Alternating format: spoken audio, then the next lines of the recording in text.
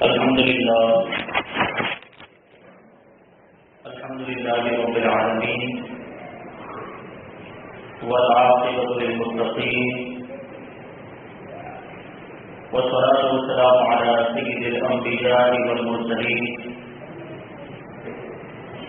وعلى آله وأصحابه أجمعين أما بعد فأعوذ بالله من الشيطان الرجيم بسم الله الرحمن الرحيم وسيجنبها الأتقى الذي يؤتي ماله يتزكى صدق الله مولانا العظيم وصدق رسوله النبي الأمين المدين الجليل ونحن على ذلك من الشاهدين والشاكرين والذاكرين والحامدين والحمد لله رب العالمين. آئیے ہم اور آپ سب سے پہلے حضور سرور کائنات فخر موجودات باعث تقریب کائنات احمد مصطفیٰ محمد مصطفیٰ صلی اللہ علیہ وسلم کے والد کے سلام میں جھوم جھوم کر درود و سلام کا نذرانہ عقیدت پیش کریں اور پڑھیں اللہم صل علی سیدنا مولانا محمد بن عبد الوجود والله وآلہ الکرام وصحبہ الکریم وبارک وسلم صلاۃ و سلام علیک یا رسول اللہ صلی اللہ تعالی علیہ وسلم. اجزاء اسلامیہ، یہ جمادی الاخری کا مہینہ ہے اور اسی مہینے کی 22 تاریخ کو یعنی جمادی الاخری کی 22 تاریخ کو حضرت سیدنا صدیق اکبر رضی اللہ تعالی عنہ کا دن آتا ہے. آج اسی مہینے کی 19 تاریخ ہے. اسی مناسبت سے آج انشاءاللہ تبارک و تعالی ہم حضرت ابوبکر صدیق رضی اللہ تعالی عنہ کا تذکرہ کرنے کی سعادت حاصل کریں. اللہ تبارک و تعالی کی بارگاہ میں دعا ہے کہ مجھے حق کہنے، آپ کو حق سننے اور ہم سب کو حق پر عمل کرنے کی توفیق عطا فرمائے. فتاوی رسول شریف کے اندر اعلیٰ حضرت امام احمد رضا اللہ فاضل بریلوی رضی اللہ تعالیٰ عنہ ارشاد فرماتے ہیں کہ حضرت ابوبکر صدیق رضی اللہ تعالیٰ عنہ نے کبھی بھی بت پرستی نہیں کی. بچپن میں بھی آپ بتوں کی پوجا سے دور رہے، بت پرستی سے دور رہے. زمانے جاہلیت میں بھی آپ نے کبھی شرک نہیں کیا. ایک مرتبہ آپ کے والد ماجد آپ کو لے کر بت خانے میں گئے اور اپنے خداؤں کی طرف، بتوں کی طرف اشارہ کر کے کہنے لگے کہ اے ابو بکر، یہ تمہارے بلند و بالا خدا ہیں، ان کو سجدہ کرو. حضرت ابوبکر صدیق رضی اللہ تعالیٰ عنہ نے ارشاد فرمایا، بتوں کی طرف اشارہ کرتے ہوئے، بتوں کو مخاطب کرتے ہوئے ارشاد فرمایا کہ میں بھوکا ہوں، مجھے کھانا دو. میں ننگا ہوں، مجھے لباس پہناؤ. میں پتھر اٹھا کر تمہیں مارتا ہوں. اگر تم واقعی خدا ہو تو اس پتھر سے اپنے آپ کو بچا لو. اور یہ کہتے ہوئے حضرت ابوبکر صدیق رضی اللہ تعالیٰ عنہ نے ایک پتھر اٹھا کر بتوں کو مار دیا. لیکن وہ تو بت تھے، وہ پتھر کے بنے ہوئے تھے، وہ کیسے اپنے آپ کو بچا سکتے تھے؟ وہ پتھر ان بتوں کو لگے اور وہ یہ جو طاقت تھی، جو خدا دار طاقت تھی حضرت ابوبکر رضی اللہ تعالیٰ عنہ کی، اس کی وہ تاب نہ لا سکے اور اونٹے منہ زمین پر گر گئے. یہ خود حضرت ابوبکر صدیق رضی اللہ تعالیٰ عنہ کے پتھر مارنے کی وجہ سے زمین پر گر گئے. آپ کے والد کو بہت غصہ آیا اور ایک تھپڑ جو ہے آپ کے گال پر، رخسار پر انہوں نے لگا دیا اور وہاں سے لے کر حضرت ابوبکر صدیق رضی اللہ تعالیٰ عنہ کو آپ کی والدہ ماجدہ کی بارگاہ میں آئے اور پورا واقعہ بیان کیا کہ ابوبکر نے آج ایسا ایسا کیا ہے. آپ کی والدہ ماجدہ یہ سننے کے بعد، پورا واقعہ سننے کے بعد کہتی ہیں کہ اس بچے کو اپنی حالت پر چھوڑ دو. یہ بچہ کوئی معمولی بچہ نہیں ہے. یہ جب بچہ یہ بچہ جب پیدا ہوا تھا تو غیب سے آواز آئی تھی، یا احمد اللہ کی حالت تحقیق اب شری بالبلد العظیم اس محبی سماعی صدیق لمحمد صاحبوں و صاحبوں و رفیق کہ اے اللہ کی بندی، تحقیق کے ساتھ تمہیں خوشخبری ہو ایک ایسے بچے کی جو جہنم سے آزاد ہے، جس کا دنیا میں صدیق نام ہوگا اور جو محمد صلی اللہ علیہ وسلم کا ساتھی اور ان کا رفیق ہوگا. جب حضرت ابوبکر صدیق رضی اللہ تعالیٰ عنہ کی ولادت ہوئی تھی تب اللہ تبارک و تعالیٰ کی طرف سے آپ کی والدہ ماجدہ کو یہ بشارت دی گئی حضور اکرم صلی اللہ علیہ وسلم کی بارگاہ میں خود حضرت ابوبکر صدیق رضی اللہ تعالیٰ نے یہ واقعہ سنایا. حضور کی تشریف فرما تھی یہ بات حضرت ابوبکر صدیق رضی اللہ تعالیٰ عنہ نے جب عرض کی تو حضرت جبریل امین سدرۃ المنتہا سے تشریف لائے اور اللہ تبارک و تعالیٰ کی طرف سے یہ سب کو سنایا کہ صدق ابوبکر وہ صدیق کہ ابوبکر نے سچ کہا ہے اور وہی صدیق ہے. حضرت ابوبکر صدیق رضی اللہ تعالیٰ عنہ کا نام عبداللہ، آپ کی کنیت ابوبکر اور آپ کے جو مشہور الفاظ ہیں ان میں سے دو لفظ بہت زیادہ مشہور ہے، ایک ہے صدیق اور دوسرا ہے عفیف. صدیق کا مطلب ہوتا ہے بہت زیادہ سچ بولنے والا اور سچوں کی تصدیق کرنے والا.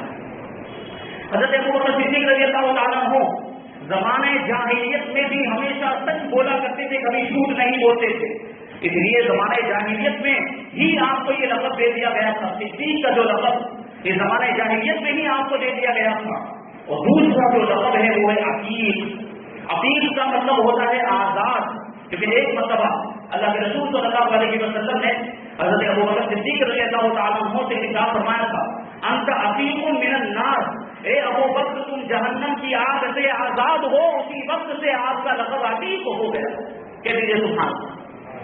یہ حضرت ابوبکر صدیق رضی اللہ تعالیٰ آپ قریشی ہیں، قریش خاندان سے تعلق رکھتے ہیں جس خاندان سے حضور اکرم صلی اللہ علیہ وسلم کا بھی تعلق ہے. 7ویں پشت میں حضرت ابوبکر صدیق رضی اللہ تعالیٰ عنہ کا شجرہ نسب حضور اکرم صلی اللہ علیہ وسلم کے خاندانی شجرے سے مل جاتا ہے. آپ عام الفیل یعنی ابرہا کا جو واقعہ ہے جس نے ہاتھیوں کے ذریعے سے کعبہ پر حملہ کیا تھا، خانہ کعبہ کو اٹھانے کے لیے، یہ جو واقعہ پیش آیا، اس واقعے کے تقریباً 2.5 سال کے بعد حضرت ابوبکر صدیق رضی اللہ تعالیٰ عنہ مکہ مکرمہ کے اندر پیدا ہوئے. حضرت ابوبکر صدیق رضی اللہ تعالیٰ عنہ یہ وہ صحابی ہیں جو انبیاء اور مرسلین کے بعد تمام دنیا کے لوگوں میں سب سے زیادہ فضیلت رکھتے ہیں. آزاد مردوں میں سب سے پہلے حضرت ابوبکر صدیق رضی اللہ تعالیٰ عنہ نے حضور صلی اللہ علیہ وسلم کی تصدیق کی ہے اور سب سے پہلے آپ حضور صلی اللہ علیہ وسلم پر ایمان لائے. آپ ایسے جامع کمالات اور مجموع الفضائل ہیں کہ دیکھیں حضرت ابوبکر صدیق رضی اللہ تعالیٰ عنہ نے پوری زندگی ہر موڑ پر، چاہے جنگ کا معاملہ ہو، چاہے صلح کا معاملہ ہو، چاہے سفر میں ہو، چاہے حضر میں، ہر جگہ حضور صلی اللہ علیہ وسلم کا ساتھ دے کر اپنی جانکاری اور وفاداری کا ثبوت دیا ہے. آپ 2 سال 7 مہینے مسند خلافت پر دولت افروز رہنے کے بعد 22 جمادی الاولیٰ ہجری 3 میں پیر کا دن گزار کر اس دنیا سے تشریف لے گئے. آپ کی وفات ہو گئی. حضرت عمر فاروق اعظم رضی اللہ تعالیٰ عنہ نے آپ کی نماز جنازہ پڑھائی اور حضور اکرم صلی اللہ علیہ وسلم کے روضہ مبارک میں حضور کے پہلو میں آپ کو دفن کیا. جو پوری زندگی حضور صلی اللہ علیہ وسلم کے ساتھ رہا، جو حضور کا یار بن کے رہا، حضور کا دوست بن کے رہا، وہ وفات کے بعد بھی قیامت تک کے لیے اپنے محبوب کے ساتھ ہی رہے گا روضہ مبارک کے اندر. کیونکہ حضرت ابوبکر صدیق رضی اللہ تعالیٰ عنہ نے اللہ کی بارگاہ میں یہ دعا کی تھی، یہ خواہش ظاہر کی تھی. جب بھی کوئی حضرت ابوبکر سے پوچھتا کہ تمہیں کون سی چیزیں پسند ہیں تو حضرت ابوبکر صدیق رضی اللہ تعالیٰ عنہ کہا کرتے تھے کہ مجھے 3 چیزیں پسند ہیں. حضور صلی اللہ علیہ وسلم نے بھی ایک مرتبہ پوچھا تھا تو حضرت ابوبکر نے کہا تھا کہ مجھے 3 چیزیں پسند ہیں، النظر الیک وانفاق مالی علیک والجلوس بین یدیک. آپ کے چہرے کا دیدار کرتے رہنا، اپنا مال آپ پر خرچ کر دینا اور آپ کی بارگاہ میں ہمیشہ حاضر رہنا، یہی 3 باتیں مجھے سب سے زیادہ پسند ہیں. حضرت ابوبکر صدیق رضی اللہ تعالیٰ عنہ کی ان 3 خواہشوں کو اللہ تبارک و تعالیٰ نے کس طریقے سے مکمل فرمایا. النظر الیک، حضور کا دیدار. جیسا حضرت ابوبکر کو حضور کا دیدار نصیب ہوا کسی کو نصیب نہیں ہوا. ہمیشہ ہر وقت حضور کے ساتھ رہتے، سفر میں بھی حضور کے ساتھ رہتے، حضر میں بھی حضور کے ساتھ ہوتے، یہاں تک کہ غار ثور میں جہاں پر ابوبکر کے علاوہ کوئی دوسرا موجود نہیں تھا وہاں بھی ابوبکر حضور کا دیدار کر رہے تھے. یہ خواہش کیسی اللہ تبارک و تعالیٰ نے حضرت ابوبکر کی پوری فرمائی.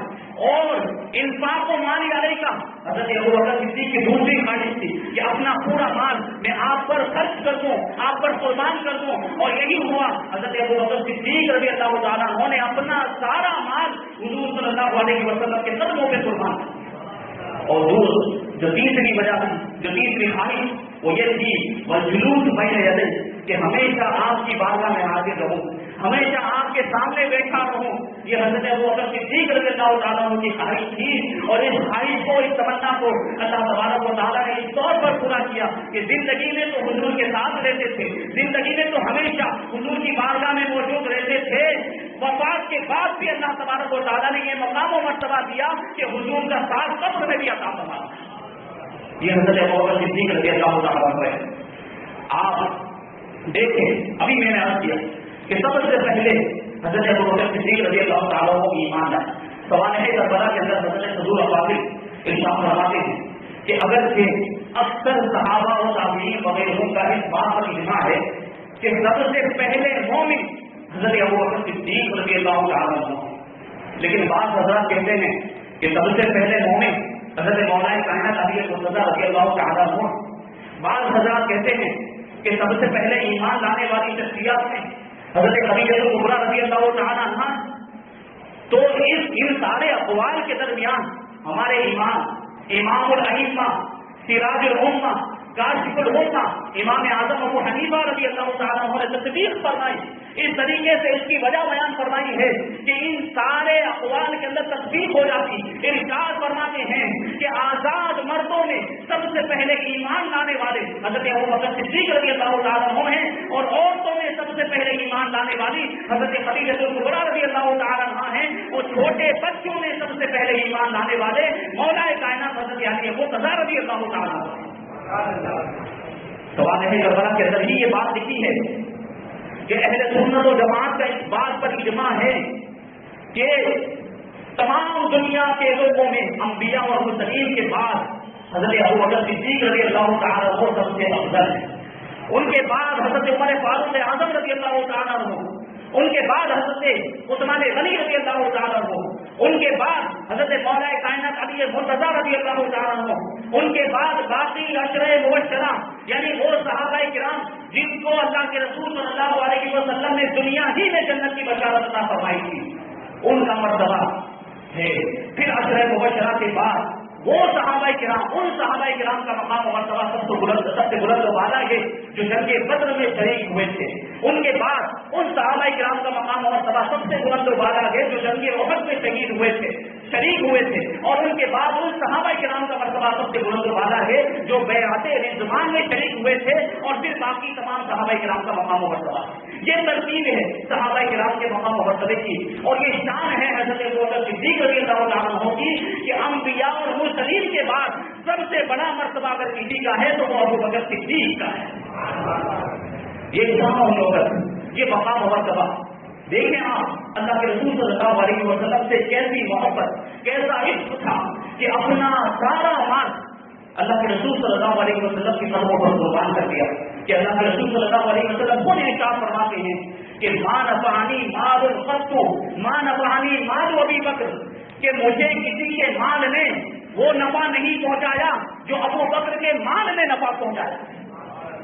یہ حضرت ابوبکر صدیق رضی اللہ تعالیٰ عنہ نے جب سنا کہ اللہ کے رسول ان کے بارے میں یہ ارشاد فرماتے تو اللہ کے رسول کی بارگاہ میں یہ عاشق، یہ محبت کرنے والا عرض کرتا ہے کہ یا رسول اللہ، میرا جو کچھ بھی ہے وہ آپ ہی کا تو ہے، میں خود بھی آپ کا ہوں، میرا مال بھی آپ کا ہے۔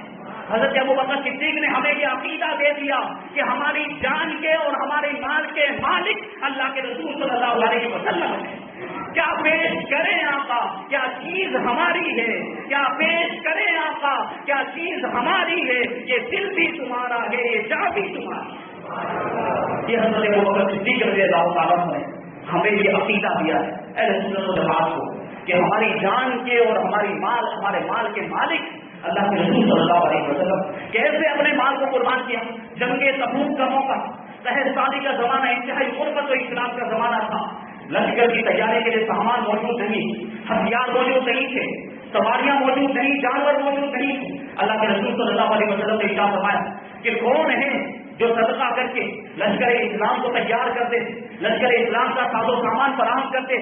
چنانچہ حضرت عثمان غنی رضی اللہ تعالیٰ عنہ نے 3000 سواروں کو، 3000 مجاہدین کو تیار کیا، 3000 دینار، 900 اونٹ اور 100 گھوڑے اللہ کی راہ میں حضرت عثمان غنی رضی اللہ تعالیٰ عنہ نے صدقہ کیا۔ حضرت عثمان غنی کہا جاتا ہے کیونکہ اللہ تبارک و تعالیٰ نے اتنا مال انہیں عطا کیا تھا کہ وہ بے نیاز ہو گئے تھے. حضرت عمر فاروق اعظم رضی اللہ تعالیٰ عنہ نے جب حضور اکرم صلی اللہ علیہ وسلم کا یہ ارشاد سنا تو اپنے گھر گئے, گھر کا سارا سامان جمع کیا اور اس سامان کے 2 حصے کیے. ایک حصہ اپنے گھر والوں کے لیے رکھا اور دوسرا حصہ دے کر اللہ کے رسول کی بارگاہ میں پیش کرنے کے لیے روانہ ہو گئے. اور راستے میں سوچتے ہوئے جا رہے تھے کہ آج تو میں ابو بکر سے آگے بڑھ جاؤں گا. ہمیشہ ابو بکر ایسے معاملات میں مجھ سے آگے بڑھ جاتے ہیں, لیکن آج تو میں اپنے گھر کا آدھا سامان لے کر جا رہا ہوں. ابو بکر غریب ہے, ان کے پاس اتنا سامان نہیں ہوگا, آج میں ابو بکر سے آگے بڑھ جاؤں گا. حضرت عمر حضور صلی اللہ علیہ وسلم کی بارگاہ میں پہنچتے ہیں, سامان جو کچھ بھی لے کر آئے اللہ کے رسول کی بارگاہ میں رکھتے تھے. حضور پوچھتے ہیں اے عمر اپنے گھر میں کیا چھوڑا ہے؟ تو حضرت عمر کہتے ہیں کہ آدھا سامان لے کر آیا ہوں اور آدھا سامان گھر والوں کے لیے چھوڑ کر آیا ہوں. تھوڑی دیر کے بعد حضرت ابو بکر صدیق رضی اللہ تعالیٰ عنہ تشریف لاتے ہیں, آدھا سامان لے کر نہیں بلکہ اپنے گھر کا پورا سامان لے کر آتے ہیں, حضور کے قدموں میں رکھ دیتے ہیں. حضور پوچھتے ہیں ابو بکر اپنے گھر میں کیا چھوڑا ہے؟ ابو بکر عرض کرتے ہیں اپنے گھر میں میں نے اللہ اور اس کے رسول کو چھوڑا. یہ شان ابو بکر ہے. اللہ کے رسول صلی اللہ علیہ وسلم پوچھتے ہیں کہ اپنے گھر میں کیا چھوڑا ہے؟ حضرت ابو بکر کہتے ہیں اب قیت لہ اللہ و رسولہ, کہ میں نے اپنے گھر والوں کے لیے اللہ کو اور اس کے رسول کی ذات کو چھوڑا ہے, کیونکہ میرے لیے یہی دو, اللہ اور اس کے رسول, یہی دونوں میرے لیے کافی ہیں.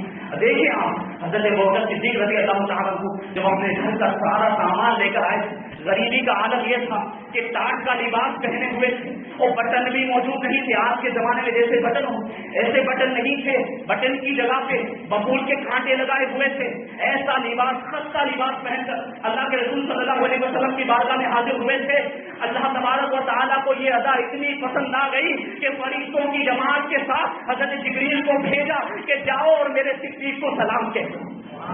حضرت جبریل آسمان سے اترتے ہیں, فرشتوں کی جماعت کے ساتھ اللہ کے رسول کی بارگاہ میں پہنچتے ہیں اور عرض کرتے ہیں کہ اللہ تبارک و تعالیٰ ابو بکر کو سلام کہتا ہے.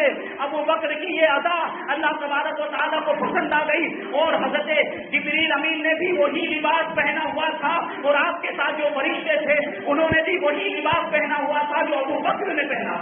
حضور صلی اللہ علیہ وسلم نے دیکھا تو پوچھا کہ جبریل یہ لباس کیسا ہے؟ تو تمہارے ساتھ جو فرشتے آئے انہوں نے یہ لباس کیسے پہنا؟ حضرت جبریل امین علیہ السلام اللہ کے رسول کی بارگاہ میں عرض کرتے ہیں کہ اللہ تبارک و تعالیٰ کو صدیق اکبر کی یہ ادا اتنی پسند آئی کہ اللہ تبارک و تعالیٰ نے آسمان والوں میں اعلان کر دیا کہ وہ سب فرشتے وہی لباس پہن لیں جو ابو بکر نے پہنا کے یہ لباس. پھر حضرت جبریل امین کہتے ہیں کہ اللہ تبارک و تعالیٰ کہتا ہے ابو بکر سے کہتا ہے کہ ابو بکر کیا اس حالت میں تم ہم سے راضی ہو گئے؟ حضور صلی اللہ علیہ وسلم نے جیسے ہی یہ بات ابو بکر سے کہی, حضرت ابو بکر زار و قطار ہونے لگے اور کہنے لگے میں کون ہوتا ہوں جو اپنے رب سے ناراض ہو سکتا ہوں؟ میں کون ہوں اپنے رب سے ناخوش ہونے والا؟ میں اسی حالت میں راضی ہوں, میں اسی حالت میں راضی ہوں, میں اسی حالت میں راضی ہوں. یہ حضرت ابو بکر صدیق رضی اللہ تعالیٰ عنہ کی شان. اللہ تبارک و تعالیٰ نے وہ مقام و مرتبہ عطا فرمائے. اللہ کے رسول صلی اللہ علیہ وسلم سے آپ کے عشق کا عالم دیکھ ابتدائی اسلام کے اندر جب مسلمانوں کی تعداد بہت کم تھی, مسلمان اپنے اسلام کو چھپاتے تھے, اپنے آپ کو ظاہر نہیں کرتے تھے, کیونکہ کفار و مشرکین کو جب پتہ چل جاتا کہ فلاں شخص مسلمان ہو گئے تو وہ ظلم کیا کرتے تھے اور اسے ستایا کرتے تھے, پریشان کیا کرتے تھے. اور اللہ کے رسول صلی اللہ علیہ وسلم کی طرف سے بھی یہ حکم تھا کہ کفار و مشرکین کے ظلم و ستم سے بچنے کی کوشش کریں, اپنے اسلام کو چھپائیں, اپنے ایمان کو چھپائیں. چنانچہ سارے مسلمان اس وقت اپنے اسلام کو چھپایا کرتے تھے. جب مسلمان مردوں کی تعداد 38 ہو گئی تو حضرت ابو بکر صدیق رضی اللہ تعالیٰ عنہ نے اللہ کے رسول صلی اللہ علیہ وسلم کی بارگاہ میں عرض کیا کہ یا رسول اللہ, اب آپ ہمیں علی الاعلان اسلام کی تبلیغ کی اجازت عطا فرمائیں. اللہ کے رسول صلی اللہ علیہ وسلم نے پہلے انکار فرمایا, لیکن حضرت ابو بکر صدیق رضی اللہ تعالیٰ عنہ نے جب اصرار کیا تو حضور صلی اللہ علیہ وسلم نے اجازت عطا فرمائی. حضرت ابو بکر صدیق رضی اللہ تعالیٰ عنہ تمام مسلمانوں کو لے کر مسجد حرام شریف کے اندر تشریف لے گئے اور خطبہ ارشاد فرمانا شروع کر دیا. اب آپ غور کریں, بیان کرنے والے بیان کرتے ہیں کہ اسلام کی تبلیغ و اشاعت کے لیے سب سے پہلے کسی نے خطبہ دیا ہے, سب سے پہلے کسی نے بیان واز کیا ہے تو وہ حضرت ابو بکر صدیق کی ذات ہے. اسی وجہ سے آپ کو خطیب اول بھی کہا جاتا ہے, سب سے پہلے تبلیغ اسلام کے لیے خطبہ دینے والا. جیسے کہ حضرت ابوبکر صدیق رضی اللہ تعالیٰ عنہ نے خطبہ شروع کیا، کفار و مشرکین چاروں طرف سے ٹوٹ پڑے، چاروں طرف سے انہوں نے حملہ کر دیا، مسلمانوں کو مارنے لگے۔ حضرت ابوبکر صدیق رضی اللہ تعالیٰ عنہ کی عزت، آپ کی شرافت مکہ مکرمہ کے اندر مسلم تھی، سب آپ کو شریف مانتے تھے، عزت والا مانتے تھے، لیکن اس کے باوجود کفار نے آپ پر بھی حملے کیے اور ایسے خونی حملے کیے کہ حضرت ابوبکر صدیق رضی اللہ تعالیٰ عنہ کا چہرہ لہولہان ہو گیا، چہرے سے خون بہنے لگا، آپ بے ہوش ہو گئے، لوگ سمجھنے لگے خون اتنا بہ گیا تھا، لوگ یہ سمجھنے لگے، لوگوں کو گمان ہوا کہ اب ابو بکر زندہ نہیں بچ سکیں گے، لیکن جب شام کو ہوش آیا، جب شام کو افاقہ ہوا تو آپ غور کریں، حضرت ابوبکر صدیق رضی اللہ تعالیٰ عنہ کی زبان سے جو سب سے پہلا لفظ نکلا ہے، سب سے پہلے جو الفاظ تھے وہ یہی تھے کہ میرے محبوب کیسے ہیں، محبوب رب ذوالجلال کی حالت کیا ہے، ان کی خبر مجھے دی جائے۔ دیکھیں آپ کہ پورا دن بے ہوش رہے، جب ہوش میں آ رہے ہیں تو نہ کھانا مانگ رہے ہیں، نہ پانی مانگ رہے ہیں، نہ کوئی اور چیز مانگ رہے ہیں، سب سے پہلا سوال جو ابو بکر کی زبان پہ آتا ہے وہ یہی تھا کہ میرے آقا کیسے ہیں، میرے محبوب کیسے ہیں۔ تو وہاں پر جتنے موجود تھے وہ کہنے لگے، ملامت کرنے لگے کہ جس کی وجہ سے تمہاری یہ حالت ہوئی ہے تم اب بھی انہیں کا نام لے رہے ہو۔ آپ کی والدہ ماجدہ حضرت ام الخیر رضی اللہ تعالیٰ عنہ کھانا لے کر آئے، حضرت ابوبکر نے کھانے سے انکار کر دیا، مجھے میرے محبوب کی حالت بتائی جائے، میرے محبوب کس حالت میں ہیں، میرے آقا کی کیفیت کیا ہے وہ بیان کی جائے۔ حضرت ام الخیر نے لا علمی کا اظہار کیا کہ مجھے نہیں معلوم۔ حضرت ابوبکر صدیق رضی اللہ تعالیٰ عنہ اپنی والدہ سے کہا کہ ام جمیل سے جا کر پوچھیں، ام جمیل یہ حضرت فاروق اعظم رضی اللہ تعالیٰ عنہ کی بہن ہے جو مسلمان ہو چکی تھی، ایمان لا چکی تھی، لیکن انہوں نے بھی اپنے ایمان کو چھپایا ہوا تھا، اپنے اسلام کو چھپایا، ظاہر نہیں کیا۔ حضرت ابوبکر اپنی والد سے کہتے ہیں کہ ام جمیل سے میرے آقا کی حالت معلوم کر کے آئیں، آپ کی والدہ ماجدہ سے آپ کی یہ حالت دیکھی نہیں جا رہی، یہ بے چینی اور بے قراری دیکھی نہیں جا رہی، چنانچہ آپ کی والدہ ماجدہ حضرت ام جمیل رضی اللہ تعالیٰ عنہ کے پاس پہنچی اور حضور حضرت صلی اللہ علیہ وسلم کی حالت دریافت کی، کیونکہ ام جمیل نے بھی اپنے ایمان کو چھپایا ہوا تھا، اپنے اسلام کو چھپایا ہوا تھا، انجان بن کے وہ انہوں نے کہا کہ کون محمد اور کون ابو بکر میں نہیں جانتی، ہاں آپ کے بیٹے کے بارے میں نے سنا ہے، ان کی حالت کو سنا ہے، آپ کہیں تو میں ان کی حالت آ کر دیکھ لوں، ان کی حالت کو دریافت کر لوں۔ آپ کی والدہ ماجدہ حضرت ام جمیل کو لے کر اپنے گھر آتی ہیں، حضرت ام جمیل جیسے ہی حضرت ابو بکر کی حالت دیکھتی ہیں زارو قطار رونے لگ جاتی ہیں، ان سے برداشت نہیں ہو پاتا ہے۔ حضرت ابو بکر صدیق رضی اللہ تعالیٰ عنہ حضرت ام جمیل سے پوچھتے ہیں کہ میرے آقا کے بارے میں بتاؤ، میرے محبوب کے بارے میں بتاؤ، ان کی حالت کیا ہے، ان کی کیفیت کیا ہے۔ حضرت ام جمیل آپ کی والدہ ماجدہ کی طرف اشارہ کرتے ہوئے توجہ دلاتی ہیں، کیونکہ آپ کی والدہ ماجدہ اس وقت تک ایمان نہیں لائی تھی۔ حضرت ابو بکر کہتے ہیں کہ ان سے خوف مت کیجیے، آپ بتائیے میرے آقا کی حالت بتائیے۔ حضرت ام جمیل کہتی ہیں کہ اللہ تبارک و تعالیٰ کے فضل و کرم سے حضور حضرت صلی اللہ علیہ وسلم بخیر و عافیت حضرت ارقم رضی اللہ تعالیٰ عنہ کے گھر میں تشریف فرما۔ حضرت ابو بکر ارشاد فرماتے ہیں کہ خدا کی قسم میں اس وقت تک نہ کوئی چیز کھاؤں گا نہ کچھ پیوں گا جب تک کہ میں اپنے محبوب کا دیدار نہیں کر لیتا، جب تک کہ میں اپنے آقا کو کی زیارت نہیں کر لیتا۔ چنانچہ آپ کی والدہ ماجدہ حضرت ام الخیر رضی اللہ تعالیٰ عنہ رات کے آخری حصے میں آپ کو لے کر دار ارقم میں جہاں پر حضور صلی اللہ علیہ وسلم تشریف فرما وہاں لے کر حاضر ہوئے۔ جیسے ہی حضرت ابوبکر صدیق رضی اللہ تعالیٰ عنہ نے حضور صلی اللہ علیہ وسلم کو دیکھا، آپ سے لپٹ گئے اور آپ کی آنکھوں سے آنسو جاری ہو گئے۔ حضور صلی اللہ علیہ وسلم بھی رونے لگ گئے۔ وہاں پر جتنے بھی مسلمان موجود تھے سب حضرت ابوبکر کی حالت کو دیکھ کر سب رونے لگ گئے، سب کی آنکھوں سے آنسو جاری ہو گئے۔ یہ عشق کا عالم تھا، یہ محبت کا عالم تھا کہ کھانا پسند نہیں ہے، پانی پینا پسند نہیں، دنیا کی کوئی چیز پسند نہیں، اگر کوئی چیز پسند ہے تو وہ حضور کا دیدار ہے، وہ حضور کی زیارت ہے۔ یہ محبت کا انداز ہوتا ہے، یہ عشق کا انداز ہوتا ہے۔ پھر حضرت ابوبکر صدیق رضی اللہ تعالیٰ عنہ اپنی والدہ ماجدہ کی طرف اشارہ کرتے ہوئے عرض کیا کہ حضور صلی اللہ علیہ وسلم یا رسول اللہ آپ ان کے لیے دعا فرما دیں، ان کو اسلام کی دعوت دیں کہ اللہ تبارک و تعالیٰ ان کو ہدایت عطا فرما دیں۔ حضور حضرت صلی اللہ علیہ وسلم نے فوراً دعا فرمائی، اسلام کی دعوت پیش کی اور اللہ تبارک و تعالیٰ کے فضل و کرم سے آپ کی والدہ ماجدہ وہیں پر مسلمان ہو گئی۔ یہ محبت کا انداز ہوتا ہے۔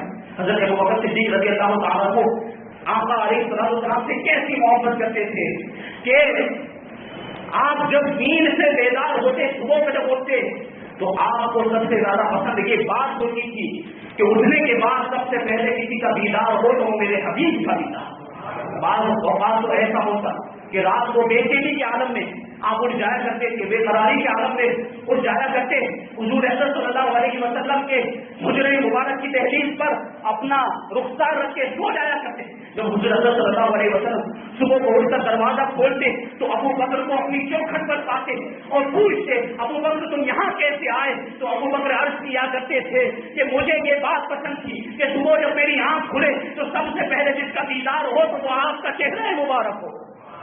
یہ عشق کا عالم تھا، ایسی محبت، ایسا عشق اللہ تبارک و تعالیٰ سارے مسلمانوں کو عطا فرمائے۔ یہ شان ہے اللہ والوں کی، یہ شان ہے صحابہ کرام کی کہ ایسا عشق، ایسی محبت تھی ان کی، اور ایسی اطاعت و فرمانبرداری کا ان کا عالم تھا۔ اور آج ہمارا حال یہ ہے کہ ہم اسلام سے دور ہوتے جا رہے ہیں، اسلام سے ہمارا رشتہ کمزور ہوتا جا رہا ہے، ہمارا اللہ کے رسول صلی اللہ علیہ وسلم سے جو تعلق ہونا چاہیے ویسا تعلق باقی نہیں رہا ہے۔ تو اللہ تبارک و تعالیٰ کی بارگاہ میں دعا ہمیں آپ کو، ہم سب کو اسلام پر سچے دل سے عمل کرنے کی توفیق عطا فرمائے، ہمارے دلوں میں حضور اکرم صلی اللہ علیہ وسلم کی سچی پکی محبت عطا فرمائے، اور سارے خرافات سے، گناہوں سے بچنے کی توفیق عطا فرمائے۔ جو ویلنٹائن ڈے جیسا یہ جو ایک دم منحوس دن ہے، اس دن سے ہمیں اور مسلمانوں کو بچنے کی توفیق عطا فرمائے۔ یہ محبت کا دن نہیں، اسے محبت کا دن کہا جاتا ہے، یہ یوم محبت نہیں بلکہ یہ یوم زنا ہے، یہ زنا کا دن ہے، اس کی بنیاد زنا پر ہے۔ ایک پادری جس کا نام ویلنٹائن تھا، اس نے زنا کیا تھا اور اس کے زنا کی سزا اسے دی گئی تھی، اسے سولی پر چلایا گیا تھا، اسی کے نام سے یہ دن منایا جاتا ہے۔ تو یہ یوم محبت نہیں ہے، یہ یوم زنا ہے۔ شریعت کے اعتبار سے اس کو منانا ہرگز بھی جائز نہیں۔ جو ابو بکر صدیق کے ماننے والے وہ ایسے دنوں کو منایا نہیں کرتے، جو صحابہ کرام کے ماننے والے جو ایسے بدکاری اور زناکاری والے دنوں کو اور ایام کو نہیں مناتے۔ اللہ تبارک و تعالیٰ ہمیں آپ کو، ہم سب کو ایسے منحوس دن اور ایسے ایام جو منسوخ کر دیے گئے ہیں ان سے بچنے کی توفیق عطا فرمائے، گناہوں سے بچتے ہوئے نیکیاں کرنے کی توفیق عطا فرمائے۔ وما علینا الا البلاغ۔ السلام علیکم۔ جو جمعہ کے دن خطبے کے وقت باہر کھڑے رہتے ہیں، خطبے کے اذان ہو جاتی ہے، اس کے بعد مسجد میں آتے ہیں،